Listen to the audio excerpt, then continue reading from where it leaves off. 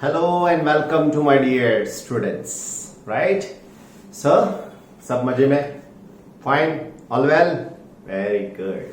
Chapter number 9. बहुत अच्छा है. आपका रिवीजन हो रहा है. 10th स्टैंडर्ड में जो कुछ भी सीखा उसको लेकर आगे चलते हैं, है ना? सबसे पहले थोड़ी बहुत डेफिनेशन समझाई थी. Then after R is equal to 2F किया. देन आफ्टर मिरर फॉर्मूला समझाई, मैग्निफिकेशन समझाया, उसके बाद में रिफ्लेक्शन के बाद में रिफ्रैक्शन आया. How the image get form in the case of reflection. Now the refraction of the light. क्या था definition? If the light ray is travelling from one transparent medium to the other transparent medium but the ray is some a little bit inclined one, then what happen? The thing is that क्या होता है? It gets deviate from the surface which separating the two mediums. मतलब अगर कोई एक इंक्लाइड रे थोड़ा बहुत मतलब एक मीडियम में से दूसरे मीडियम में जाते टाइम थोड़ा बहुत इंक्लाइड होता है, then what happen? It get deviate from its path and this phenomenon is known as the refraction of the light. Refraction of the light के लिए दो लॉ बताए थे आपको. Incident ray normal to the surface and the refracted ray are in the same plane बताया था. दूसरा, the ratio of the angle of incidence to the angle of refraction is constant and it is the refractive index of the second medium to the first medium. क्या समझाया था आपको प्यारे बच्चों? समझाया था side I, angle of incidence upon side R, it is equal to n/1. ये यहां पर नॉर्मल ड्रॉ किया है, ये रे ऐसे आता है. This is nothing but the incident ray, it is called PQ. Then this is what? This is the refracted ray. This is the angle of incidence I. Angle of incidence कहां पे बनता है? Normal to this ray of incident. ये वाला हो गया angle of incidence, right? And this normal to the ray of refraction, this is called R. ऐसे बनता है बच्चों. आई बात समझ में? Clear ना? Then after the medium, this one is the rarer medium. You can say N1. air भी लिख सकते हो. N2 एयर से थोड़ा बहुत डेंसर मीडियम, मतलब आप ले सकते हो पानी, ग्लास, कुछ भी ले सकते हो, बट हवा से थोड़ा ज्यादा डेंसर मीडियम, राइट? अभी उसके बाद में आपको समझाया था कि N21 का मतलब होता है बच्चों N2 by N1. If you multiply with this cross, then you can say that N1 sin I, it is equal to N2 sin R. This is what? This is nothing but the Snell's law. Related to this refraction of the light, this is the most important one, right? Then after, two types of refractive index are there. One is the relative. This is the relative refractive index. Which one? So the refractive index of the second medium with respect to the first medium, N21. It is the refractive index of the second medium to the first medium. Correct? Now absolute refractive index क्या है बच्चों? Absolute refractive index मतलब है बच्चों absolute refractive index का, so it is n. Absolute refractive index n is equal to c upon v. What is c? c is the speed of the light. What is c? c is the speed of light in the vacuum and v is what? Speed of the light in the medium. अगर glass medium है तो speed यहां पर होनी चाहिए, vacuum है तो ये होगी. This is what? This is the absolute refractive index, right? Now, अभी मुझे N1 चाहिए इसमें से. So how can I write N1? N1 is equal to C upon V1. If I want this N2, then it is C upon V2. Now what I need? N21. So N21 it is equal to N2 upon N1. What is N2? It is C upon V2. Divided by C upon V1. This two get cancelled my dear friends, so it is V1 by V2. तो ये refractive index की definition ये form में भी आपको मिल सकती है. Then after N21 it is equal to 1 upon N12. ये नीचे लेकर आओ तो ये बन जाएगा, है ना? देन आफ्टर और एक रिजल्ट मिलता है N21 into N12 it is equal to 1. ये भी लास्ट टाइम बताया था आपको. और एक चीज समझाई थी, याद है बच्चों? क्या था? N41 it is equal to what? तो यहां पे लिखना है तो V1 डिवाइडेड बाय V4. ऐसे लिखना है तो V4 divided by N4 divided by N1, right? तो यहां पर मैं लिखूं तो ऐसा लिख सकता हूं N43, N32, N31, that's it. आई बात समझ में? क्लियर ना? बहुत बहुत अच्छा है। कोई बात तकलीफ वाली नहीं है ना? Very good. तो ये हो गई N41 की definition in the form of formula, right? आज और एक बात डिस्कस करनी है, क्या है? Lateral shift. यहां से अगर ये रे आगे जाता है तो क्या होता है वो अभी समझाएंगे आपको, और इसी को बोलेंगे लेटरल शिफ्ट। बहुत अच्छा है, समझने के लिए भी बहुत इजी है। साथ में the thing is that it is important in the case of advance level examination. Physics बहुत पुराना है लेकिन स्टिल अभी तक इसका यूज हो रहा है, राइट? कि लेटरल शिफ्ट एक मीडियम में से लाइट रेस दूसरे मीडियम में जाता है तो लेटरल शिफ्ट कितना हो सकता है? How can the wave gets travel through it? चाहिए ही चाहिए, क्योंकि इलेक्ट्रोमैग्नेटिक वेव्स के लिए भी ये सब कुछ चाहिए, राइट ना? तो ये सब कुछ समझना है अभी लेटरल शिफ्ट। बहुत छोटू सा टॉपिक है, बहुत छोटू सा टॉपिक है। हमारी जो मतलब एक्सप्लेनेशन बुक में भी है वो भी छोटी सी है, लेकिन 2 मार्क्स के लिए इंपॉर्टेंट क्वेश्चन है। क्या है question? Explain the lateral shift in the case of refraction. बस बात खत्म। प्यारे बच्चों, लेटरल शिफ्ट समझते हैं। ये चैप्टर के ऑलमोस्ट सभी थियोरी अगर आपको डिस्क्रिप्शन के साथ चाहिए ना तो सिर्फ एक बात याद कर लेना, डायग्राम। अगर डायग्राम के साथ में आप गए तो आपका काम एकदम इजी होने वाला है। डायग्राम के साथ में गए तो आपका काम एकदम से इजी हो जाएगा, चिंता करने की कोई जरूरत जरा भी नहीं है, करेक्ट? नाउ सी, सबसे पहले हम लोग लेटरल शिफ्ट के लिए एक मीडियम सेलेक्ट करते हैं, maybe a glass medium, right? So here we are taking one slab of a glass like this. Glass का एक स्लैब मेरे पास ऐसे है। Now I say that this is the glass medium. This is medium 2 and it is nothing but a glass. This is the medium 1 and it is, you can say, air. Clear? Now, what about the normal drawn to the surface? See, this is the normal drawn to the surface. Normally नाम लिखते हैं M, this is Q and this is N. अभी रे कैसे जाएगा बच्चों रे जाएगा ऐसे। This is the angle of incidence, right? बच्चों ये होता है angle of incident यहां से। This is called I1, right? And the ray is called PQ. So what can I say? PQ. So this PQ is the incidence ray. As you see, the refractive index of the glass medium is more than this air. What happened? क्या होना चाहिए? This ray must move towards the normal. लेकिन अगर ऐसा सोचो कि अगर ये रे यहां से सीधा निकलता है, ये रे यहां से सीधा निकलता है, तो कैसे जाएगा? वो भी हम लोग थोड़ा बहुत डिस्कस कर लेते, राइट?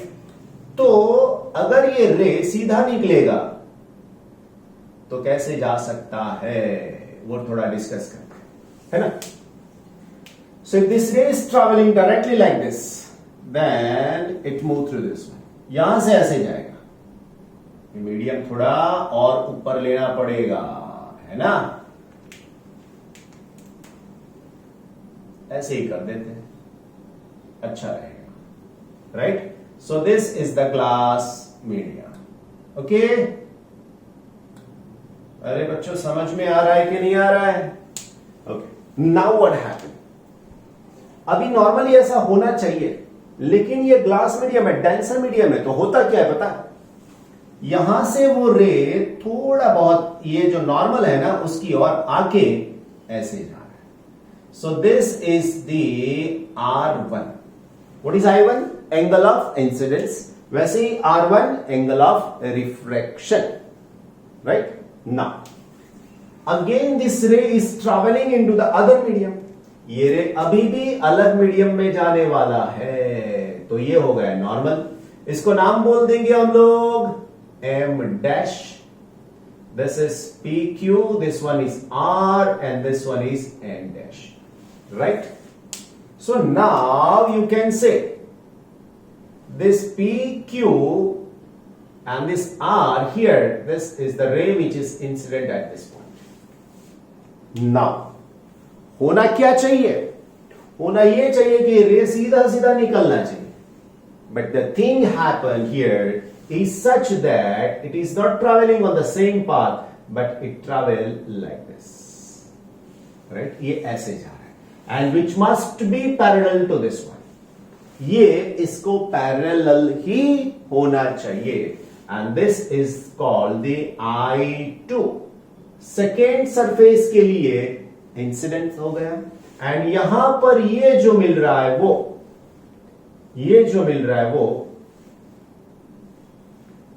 R2 होना चाहिए. क्लियर?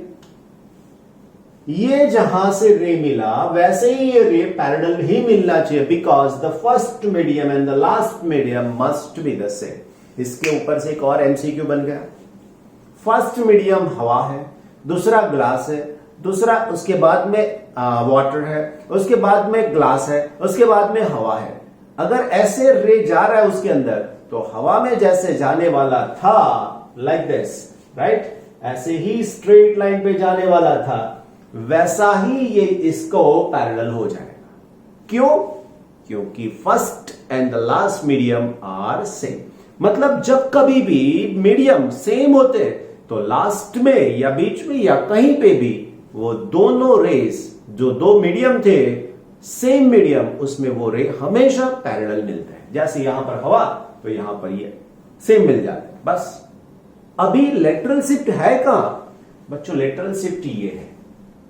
ये रे जाना चाहिए था सीधा, लेकिन हो रहा है ऐसे. तो यहां पर हम लोग बताएंगे मेरे प्यारे बच्चों कि ये जो मिल रहा है दिस इज कॉल्ड एक्स. ये एक्स को नाम देंगे हम लोग lateral shift.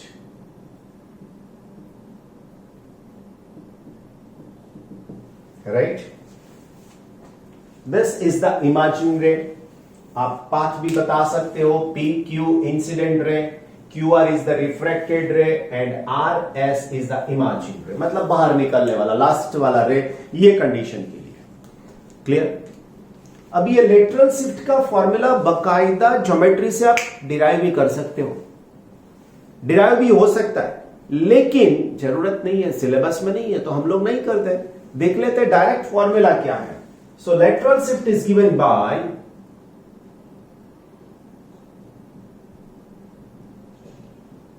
x is equal to, उसका formula it is equal to t into I1 and it is 1 minus n1 divided by n2. बकायदा याद रखना है आपको, compulsory. What is x? Lateral shift. What is t, my dear friends? T. It is equal to thickness of the medium. ये वाली thickness, medium कितना thick है वो, मतलब यहां से यहां तक का थिकनेस ये देगा. राइट ना? ओके. I1 वो तो पता है ना आपको. What is I1? Angle of incidence और incidence angle.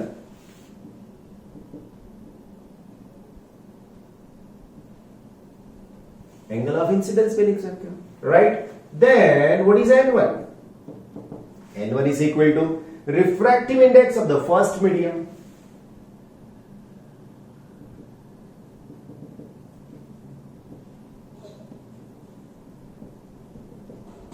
refractive index of the first medium. What is N2?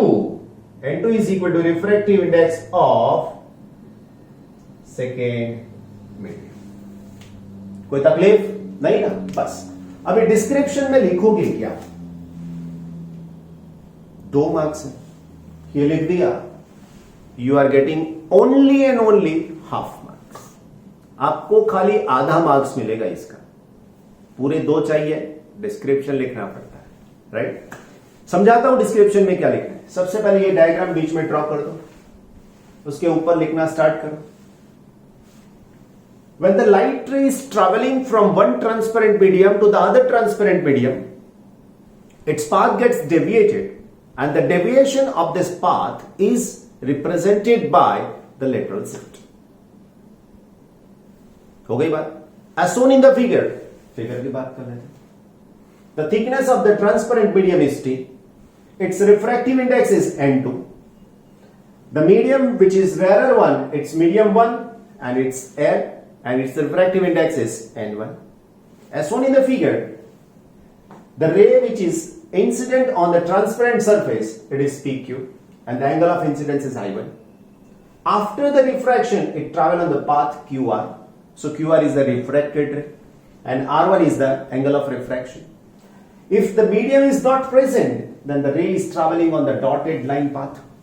Then after, at the point R, again there is a change in the medium. So as the separating surface, this ray is again entering into the same initial medium. So what happened in this case? So in this case, the thing is that the incident ray and this ray must be parallel to each other. And here this R2 is the angle of emergence, ऐसा बोल सकते हैं. Now, with the help of geometry, we can derive the formula of the lateral shift. So ये लिख दो. Then after, ये नीचे description. बात खत्म, काम खत्म, 2 मार्क्स ले जाओ, आपके हो गए.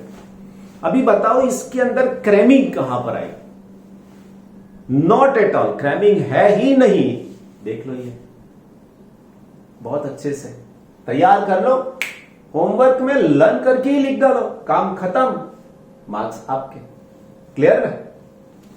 My dear friends, next topic आपका relation between the real depth and the apparent depth. ये भी आपका प्रैक्टिकल एग्जाम्पल है. कई बार हम लोग लेक पे मतलब घूमने के लिए जाते हैं, कई बार रिवर के बैंक के ऊपर बैठे हुए हैं, मतलब पानी की डेप्थ नहीं है, एकदम क्लीन पानी अच्छे से बह रहा है, तो उसके अंदर आपने देखा होगा ना, कोई ऑब्जेक्ट नीचे पड़ा हुआ है, तो आप क्रॉस में बैठे होंगे तो आपको दिखेगा कि यार ये थोड़ा बहुत ऊपर है, राइट? तो ये जो डेप्थ का डिफरेंस होता है, इसी को नाम देते हैं रियल डेप्थ एंड अपीयरेंट. मतलब आपको जो दिख रहा है वो है अपीयरेंट डेप्थ. क्लियर? दूसरी बात, उससे उल्टा भी होता है.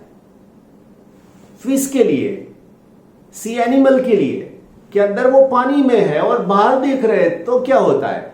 तो उससे बिल्कुल उल्टा होता है.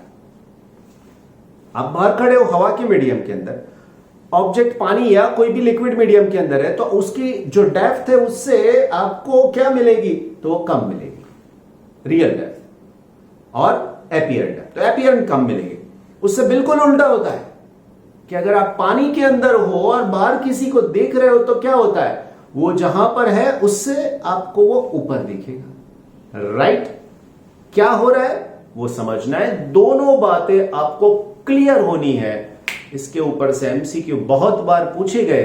एमसीक्यू का फॉर्मूला मैं यूं दूंगा और आपको इसके साथ में रिलेटेड जितने भी क्वेश्चंस आएंगे आप एकदम फटाक से सॉल्व कर पाओगे. देखते हैं क्या है टॉपिक के लिए. सो सबसे पहले relation between the, you can say real depth and the apparent depth. बच्चों, मैंने बताया लास्ट क्वेश्चन में भी, once there is a diagram in this chapter, it is very easy to explain all the things. तो सबसे पहले मेरे पास ऐसा एक टैंक है. एक ही टैंक के लिए 2-3 बातें हम लोगों को एक्सप्लेन कर देनी है. ये टैंक ले लो या कोई एक मतलब स्लैब भी ले सकते हो आप, ग्लास से बना हुआ, लेकिन हम लोग टैंक ले सकते हैं, no issue at all, right? तो बच्चों यहां पर कोई एक ऑब्जेक्ट पड़ा हुआ है, ये ऑब्जेक्ट में से कोई एक रे निकल रहा है, तो वो सीधा ही जाएगा obviously. So it is coming out of it like this, ये सीधा जा रहा है. Some person is watching from this position. इसको देख रहा है कोई पर्सन, राइट? तो अगर वो देख रहा है तो कंडीशन क्या होगी उसके लिए बच्चों? कंडीशन ये होती है कि डायरेक्टली ये यहां पर नहीं दिखेगा, this is the object O, लेकिन वो दिखेगा कहां पर? दिखेगा ऐसी कोई पोजीशन के ऊपर मेरे प्यारे बच्चों कि यहां से कोई एक रे निकला है, तो ये ऐसे जाएगा और ये रे यहां से ऐसे जाएगा, राइट? 2 रे ऐसे हमने बताए. like this.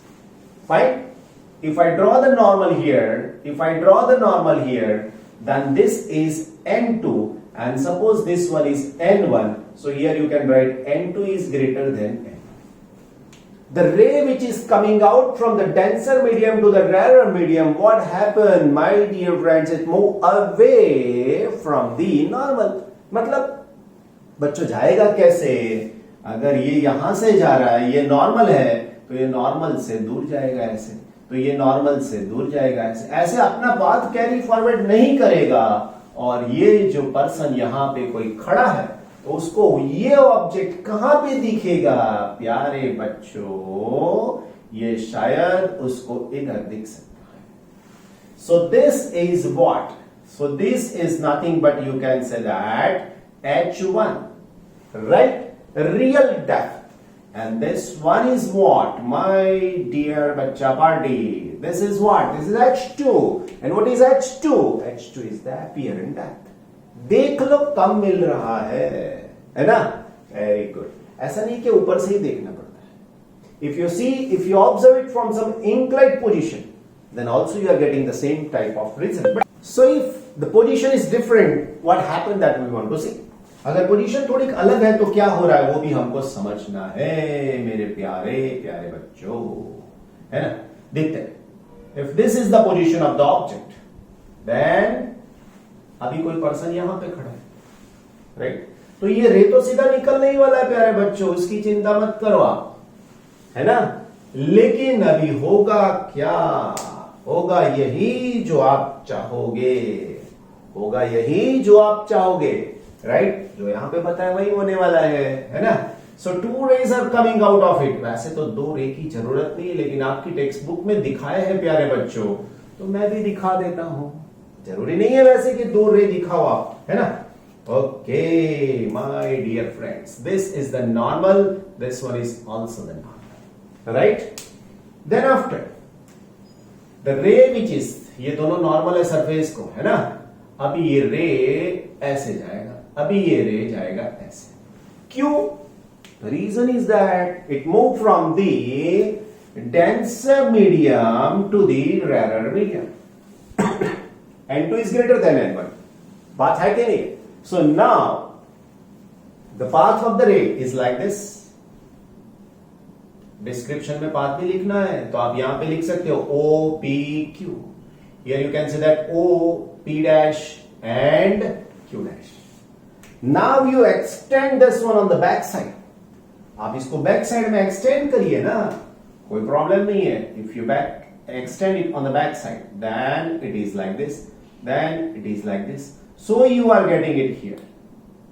मतलब आपको इधर मिल रहा है कुछ, right? So then what happen, then the thing is that here it is H2 and this one is what मेरे प्यारे बच्चों, ये हो गया H1, राइट?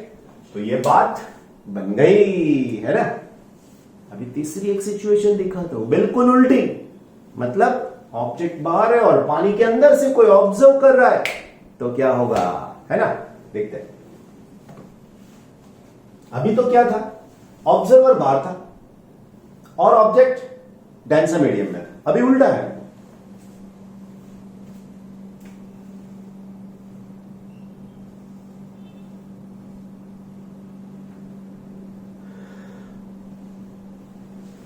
राइट? मैं डायग्राम चाहूं तो पहले से ड्रॉ करके रख सकता हूं, लेकिन आपको मालूम पड़े कि कौन सा रे कैसे निकला, इसीलिए मैं बाद में ड्रॉ करता हूं, आपके साथ में ड्रॉ करता हूं, है ना? बस यही तो समझने वाली बात होती है. नाउ सी, ऐसा समझो कि ऑब्जेक्ट बाहर है, लाइक दिस. ये हमारा ऑब्जेक्ट है, right? Then what happen my dear friends, this is the H1. Now ये हमारे लिए हो गया H1. यूएस के वीजा को H1 बोलते हैं, जाना है आपको? ले लो ये H1. अभी ये रे यहां से जाएगा ऐसे. Now you know. आप बोलोगे yes I know. Okay, if it is perpendicular to it, that means, देख लो प्यारे बच्चों, अभी ये परपेंडिकुलर ड्रॉ कर दिया. राइट। अभी परपेंडिकुलर ड्रॉ करूंगा तो ये रे, अभी यार यहां पर n1 लिखना पड़ेगा आपको, n2 लिखना पड़ेगा, लिखो n2 is greater than n1। Now what happened? The thing is that the ray is entering from rarer to the denser. If it is entering from rarer to the denser, then it moves towards the normal, है ना। तो ये रे ऐसे जाएगा बच्चों, right. अभी यहां पे कोई एक फिश है, छोटे थे तब फिश ड्रॉ करते थे, ऐसे करते थे ना, वही है वो वाली। बड़ी नहीं हुई है अभी, छोटी की छोटी रह गई बेचारी, है ना। आप बड़े हो गए। Now you can say that if the fish is observing this object, then क्या होता है, ये होता है बच्चों, ये वाला। उसको ये रे ऊपर से आ रहा है ऐसा कुछ मालूम पड़ेगा, और ये हाइट को आप बोल सकते हो h1, sorry h2। This is the thing. तो यहां पर जो है वो कम हो रहा है, यहां पर जो है वो थोड़ा बढ़ जाता है, isn't it? This is nothing but the physics, right? ये सब डिस्क्रिप्शन में लिखना है बच्चों, यस सर, लिखना पड़ेगा।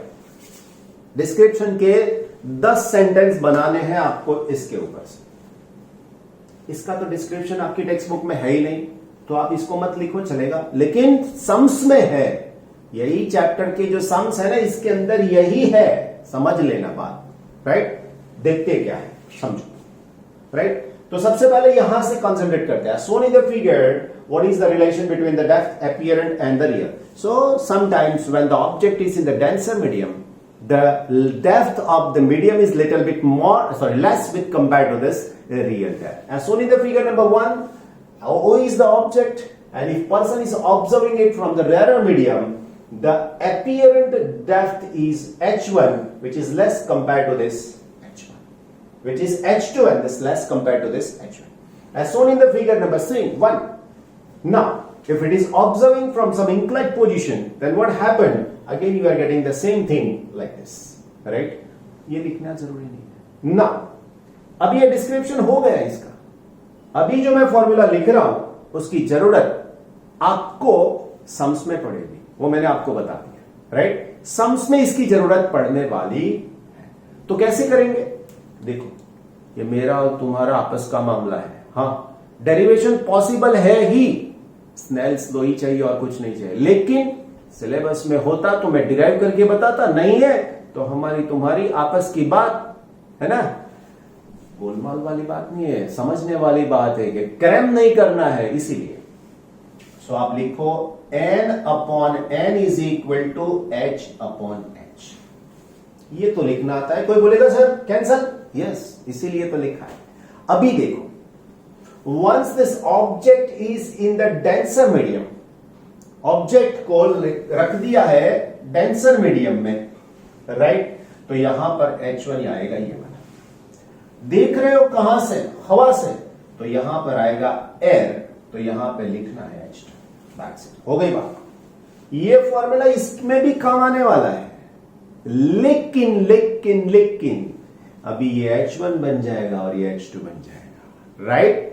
ध्यान रख के इसका यूज किया करो, कभी भी गलत नहीं होंगे आप लोग, राइट। ओ लिखा है, ओ का मतलब ऑब्जेक्ट जहां पे लिखा है वो, एंड ई का मतलब एयर लिखा है, इमेज, ओके। तो यहां पर मैं ऑब्जेक्ट लिखा है, चलो ठीक है, यहां पर एन आई कर देता हूं। ये फॉर्मूला आपको सिर्फ और सिर्फ सम्स में यूज करनी, इसीलिए ध्यान से याद करवा दिया, बाकी चिंता मत करो। ऑब्जेक्ट कितनी डेप्थ पे है, h1। इमेज कहां पर है, ये वाला, ये वाला। कहां से देख रहे हो, रेरर मीडियम में से ही है। तो अगर ये ग्लास की बात हो रही है तो n0 NO ऑब्जेक्ट कहां से है, सॉरी ग्लास नहीं, पानी है, पानी के लिए 1.33, तो ये डेप्थ हो गई। अगर इमेज यहां पर है, हवा, तो ये 1 हो गया। अभी ये दिख रहा है h2, तो h2 हो गया। That's it, clear. कोई डिफिकल्टी नहीं होनी चाहिए याद रखने में, कंफ्यूज तो जरा भी नहीं होना है, clear, get it. Must be बोल रहा हूं, होना ही चाहिए, फाइन। माय डियर फ्रेंड्स, आप लोग कई बार हिल स्टेशन पे घूमने के लिए गए होंगे, राइट, या कई बार सिकोस्ट के ऊपर भी गए होंगे, दरिया के किनारे पे बैठे होंगे, सन सेट हो रहा है, सन राइज हो रहा है, कुछ दिखेगा आपको, तो एक्चुअली वहां पर क्या होता है वो फिजिक्स यहां पर समझना। हॉरिजॉन, यहां पे मैं बैठा हूं, हॉरिजॉन मतलब मेरी आई साइड जहां तक देख सकती है स्ट्रेट लाइन में, उसको हॉरिजॉन बोल सकते हैं। तो सपोज ऐसा समझो कि we are on the surface of the earth like this, so this is nothing but the earth, right. यहां से अगर मैंने स्ट्रेट लाइन ड्रॉ की ऐसे, then it is nothing but this is called the horizon.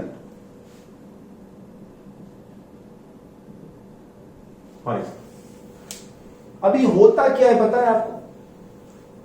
Once the sun is below this line, but आपको लगेगा कि sun rise हो गया है। आप बोलोगे सर साइंटिस्ट लोग ऐसा कैसे कैलकुलेट कर सकते हैं? With the help of the physics, refractive index of this air medium is what? So refractive index of the air medium is 1.0029. This is the refractive index of air. But normal condition में हम लोग 1 ले लेते हैं, क्यों? बहुत ज्यादा फर्क नहीं पड़ता है। लेकिन वैक्यूम के साथ में अगर आप कंपेयर करते हो तो वहां पर ये फर्क पड़ता है, और यही यहां पर काम करता है। So see what happened?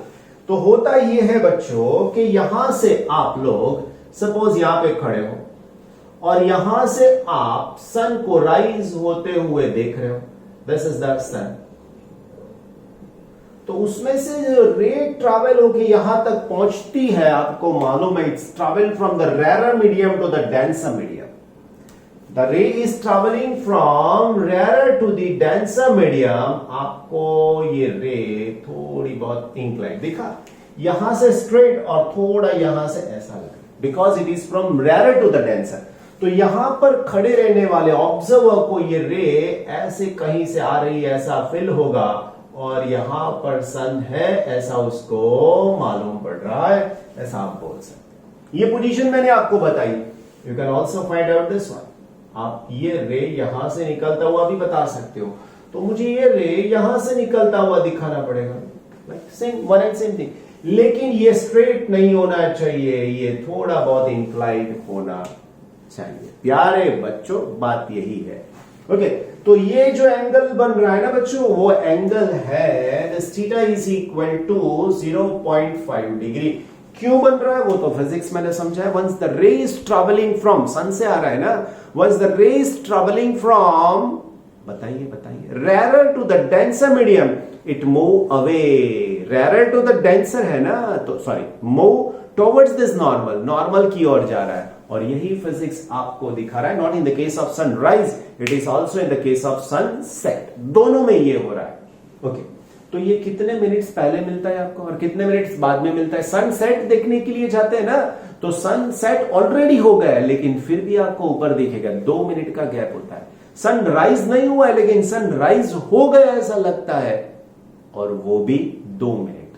तो सनसेट के बाद में सन 2 मिनट दिख रहा है, सनराइज से पहले 2 मिनट आपको पहले दिख जाता है। तो रीजन ये है प्यारे बच्चों कि यहां से यहां तक जाना है सन को, यहां से पूरा यहां तक।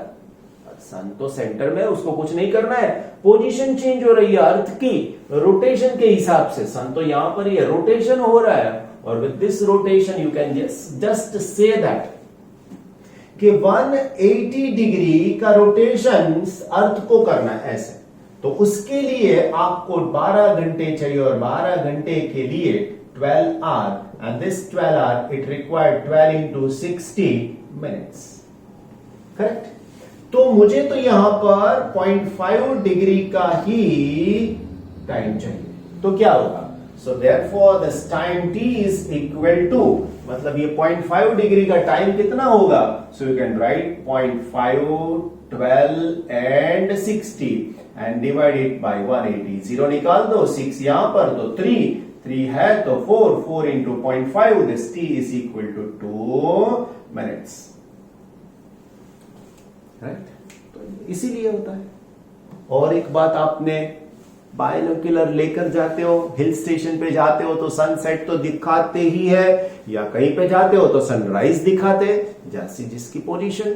ओके, कई बार दोनों दिखने के लिए मिलता है ना, हिली है तो एक साइड सेट, एक साइड राइज, पोजीशन के ऊपर डिपेंडेंट है। तो अगर आप देखते हो, ऑब्जर्व करते हो अच्छे से बाइनोक्यूलर से, तो क्या मिलता है पता है? The shape of the sun is actually round, but the thing is that you are observing in the oval shape, not that much oval like this. थोड़ा बहुत. The reason is that again refraction of the light, right? तो यहां पर ये position क्यों मिल रही है, कैसे मिल रही है, डिस्क्रिप्शन पूरा आपको लिखना है, तभी जाके पूरे मार्क्स मिल सकते हैं, right? Now my dear friends, page number 316 क्या है? Example number 9.4. Here up. Suppose while sitting in a parked car, you notice a jogger approaching towards you in the side view mirror. मतलब जो side glass होता है इसके अंदर. It is a convex mirror, right? R is equal to radius of curvature. R is equal to 2 meter. You know, R is equal to 2 meter. लेकिन मैं पहले से ही आपको माइनस बता देता हूं और इसके ऊपर से F is equal to -1 metre पहले से ही लिख देता हूं, तकलीफ ना हो आपको. If sorry in the case of the convex it is plus, right? ये कंक्लूजन गलत ना हो जाए भाई, नहीं तो पूरा सम गया, है ना? Fine. Okay, 2 meter. If the jogger is running at a speed of 5 meter per second, speed of the jogger, that is V, is equal to, speed लिखना पड़ेगा, speed it is equal to 5 meter per second. Okay, क्योंकि v लिखेंगे तो फिर image distance आ जाएगा, है ना? तकलीफ होगी. Now how fast the image of the jogger appears to move when the jogger is 39, 29, 19 and 9 metre away. 4 बार कैलकुलेशन करनी पड़ेगी आपको अगर आप समझना चाहते हो तो. अगर सेम क्वेश्चन एग्जाम में भी पूछा है, फिर से 4 बार क्वेश्चन का मतलब आंसर फाइंड आउट करना पड़े, तब भी जाके पूरे मार्क्स, अदरवाइज नॉट. यहां पे सिर्फ एक का कैलकुलेशन दिया है क्योंकि उनको खाली समझाना था, आपको मार्क्स लेने हैं, तो ये नहीं चलने वाला, राइट? तो सबसे पहले हम लोग फॉर्मूला का थोड़ा बहुत इजीनेस करवा देते हैं. So now in the case of mirror formula you can से for the mirror you can say 1 upon f is equal to 1 upon u plus 1 upon v, right? अभी इसमें से मुझे v चाहिए हर बार, so therefore 1 upon v is equal to 1 upon u plus v चाहिए ना, तो मैं ऐसा कर देता हूं 1 upon f minus 1 upon u. इसको इस साइड ले लिया. नाउ इसको चेंज करते हैं, so it is u minus f upon f into u. So therefore this v is equal to what? So v is equal to u into f upon, okay, यहां पर भी u into f कर दो तो formula याद रखने का problem ना हो जाए. क्लियर यहां तक? फाइन. अभी करना क्या है? अभी करना यह है आपके लिए कि जो स्पीड दी है, f तो मिल गया आपको 1 मीटर, जो स्पीड दी है उसका यूज करेंगे. लेकिन कब करेंगे? तो पहले हम लोग जो डिस्टेंस दिया है वो लेंगे, फिर बाद में 1 सेकेंड में कितना डिस्टेंस कवर करता है वो लेंगे. सो सबसे पहले नंबर 1 क्या है? Number 1, so u is equal to, you can say minus, अंदर तो माइनस नहीं दिया है, 39 metre. u is equal to minus 39 metre. Minus हमने लिया, उन लोगों ने नहीं दिया है, हमारे पास साइन कन्वेंशन है, उसका हम लोगों ने यूज किया, इसीलिए. So now therefore this v 1 कर देंगे. It is equal to, you can say u1 f u1 minus f. अभी u1 कितना लूंगा मैं? ये वाला. सो it is minus 39 into this 1, it divided by minus 39 minus ये, तो minus 1. So your answer is minus 39 divided by 40. इसको number 2 देना पड़ेगा, नंबर 1 तो यूज कर लिया है. Now, what about the speed of the jogger? 5 meter per second. So you can say that here speed is 5 meter per second. So therefore, distance traveled or distance covered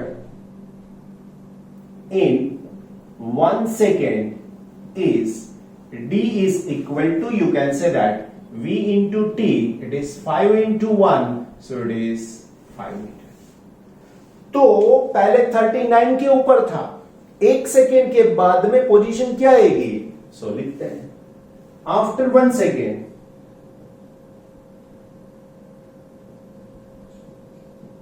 position of the object, हमारे case में object क्या है? Jogger.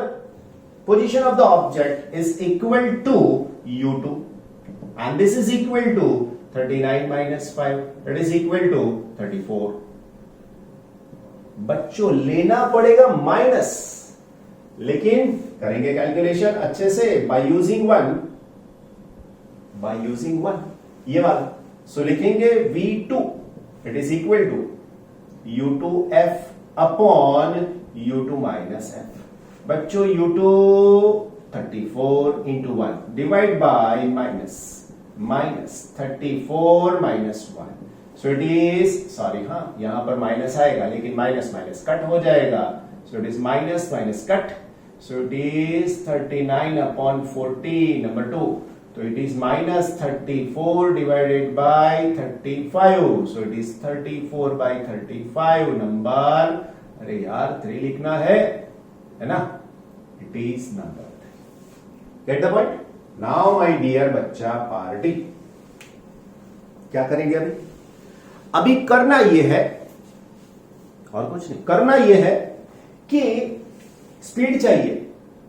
This is the final position, this is the initial position. अभी ये ज्यादा है, ये कम है क्योंकि 40 दोनों के नीचे है, सॉरी 35 एंड 34. तो अभी हम लोग करेंगे distance divided by the time. तो स्पीड दे सकता है वो आपको. So how can I find out the speed? कैसे स्पीड फाइंड आउट करेंगे?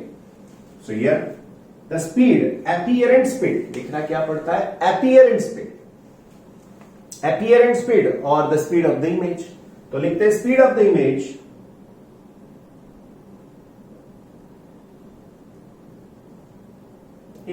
It is equal to v1 minus v2 upon t. बच्चों t तो 1 ही है ना, उसमें कोई जरूरत नहीं है. So v1 it is 39 upon 40 minus 34 upon 35, right? तो अभी क्या बच जाएगा? 39 upon 40 minus 34 upon 35. क्रॉस करो, मल्टीप्लीकेशन करो. So it is 39 into 35 minus 34 into 40 divided by क्या करोगे? Divided by 40 into 35. This is your answer and it is in meter per second. Speed क्या होती है देख लो, ज्यादा होती है या कम? मेरे पास कैलकुलेशन है बच्चों यहां पर टेक्स्ट बुक में. And the speed that you are getting is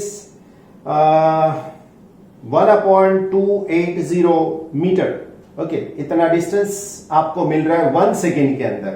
तो उसके ऊपर से आप कैलकुलेशन कर सकते हो. Therefore, the average speed of the image of the jogger between 39 and 34 is 1/280 meter per second. 1/280 meter per second. You can calculate it. अभी दूसरे कैलकुलेशन में जा रहे हैं हम लोग. Second calculation correct. तो क्या है second calculation? Number 1, number 2. Number 2 में u is equal to what my dear? u is equal to 29 meter, right? करेंगे यही है ना. So therefore this again this v1 it is equal to, you can say that u1 then f upon u1 minus this f. ये portion खत्म होगा, इसीलिए नाम मैंने वही दे दिया है ताकि तकलीफ ना हो. अभी u1 कितना है आपके पास? 29, वो भी minus into 1 divide by u1 कितना है? -29 minus 1. So it is -29 divided by -30. So your answer is 29 upon 30. That is in meter, right? Speed is 5 meter. Distance travel in 1 second. वो सब कुछ हो जाएगा. तो आप डायरेक्टली लिख सकते हो after 1 second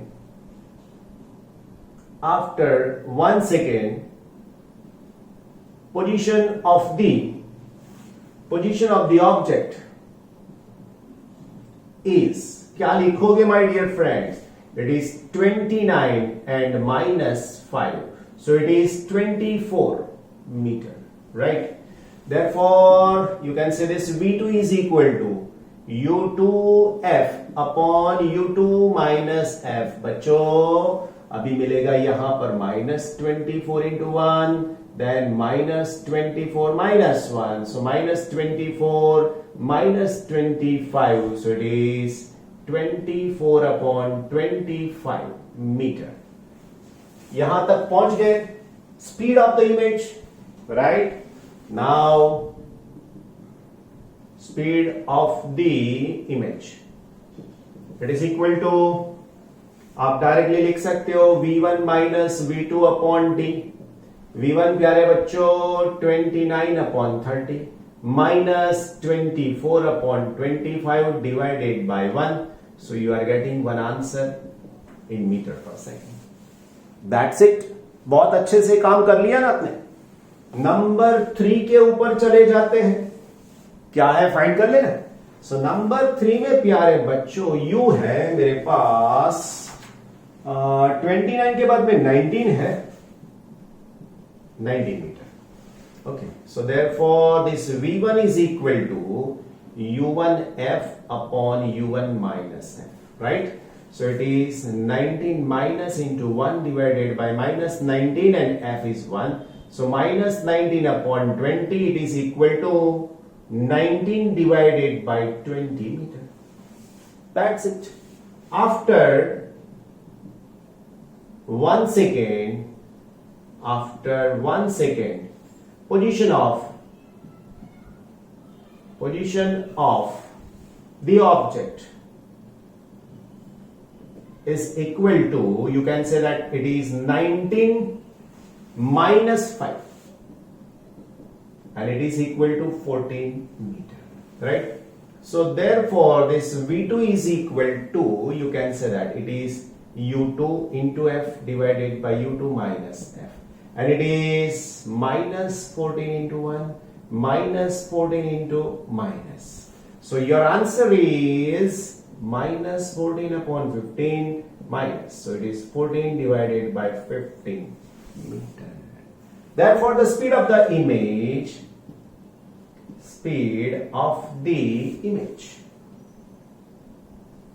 is equal to V1 minus V2 upon t.